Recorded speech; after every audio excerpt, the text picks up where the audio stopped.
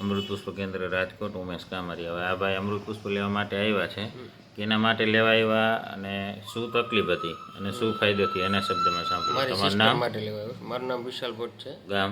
ગામ અણાવદર, અત્યારે રાજકોટ. હા, હવે 1 મહિના પહેલા લઈ ગયા હતા. હા, લઈ ગયા હતા અને પાછું ફરીથી લેવા માટે આવ્યા. શું તકલીફ હતી એમને? આંખની તકલીફ હતી. આંખમાં જે પાણી હોય ને એ સુકાતું હતું. હા, એ આંખમાં પાણી સુકાય એના માટે લેવા આવ્યા. લેવા આવ્યા હતા. અને ચકેડા કંઈક દેખાય. અને કેટલા સમયથી એ તકલીફ છે? 2 વર્ષથી તકલીફ. 2 વર્ષથી. અને ખર્ચો કેટલો કર્યો એમાં? ઘણો ખર્ચો કરી નાખ્યો છે. એમાં રિઝલ્ટ ક્યાંય મળ્યું હતું? ના, નથી મળ્યું. અહીંયા આપણે 1 બોટલમાં, આની પહેલા 1 બોટલ લઈ ગયા હતા, એમાં રેડી થઈ ગયા હતા, બંધ કરી દીધું અને વગર ભરે ગયા. પાછું બંધ કરી દીધા પછી પાછું મહિને કે 1.5 મહિને પાછું લઈ ગયા હતા અને પાછો અત્યારે 1 મહિનો થયો. તો પાછું 1 મહિનામાં કેટલો ફરક અંદાજે? 50% રાહત છે. 50% રાહત છે ને? બીજાને શું કહેવા માંગો? સવારમાં એ સૂર્ય સામે જોઈ ન શકે ને, એ અત્યારે જોઈ શકે. સૂરજ હમું જોઈ જ ના શકતા, અત્યારે જોઈ શકે.